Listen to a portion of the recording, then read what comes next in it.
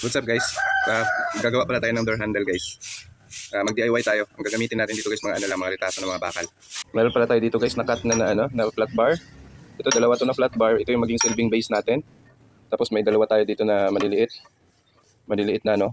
Itong flat bar 2.5 inches, 2.5 inches. Ito mo 1 inch lang. Ito 1 inch. And ito yung magiging hawakan niya. Bali ganito yung design ng ano natin guys, oh.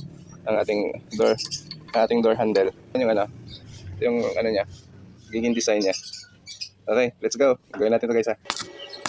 Ayan na guys, hinay-hinay na ito buo ang ano na to guys no.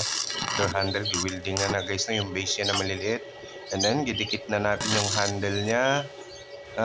Libre talaga pa, ano talaga yung guys, pahaman talaga pasok yan. Yan, medyo struggle tayo para mapatunaw yung ano no, yung ano niya, yung bala niya. Pero okay lang, nabuo rin naman natin yan.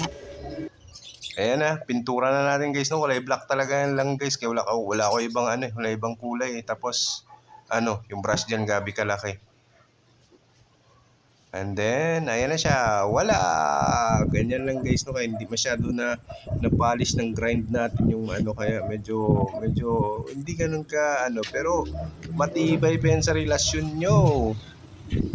Kahit masira pa yung pinto nyo, hindi na to masira guys. So ayan na siya guys, final result niya. Hindi lang kasi masyado polish yung ano sa ano niya ba. Ayos na yan. Sige, ingat na kayo guys ha. Thank you so much.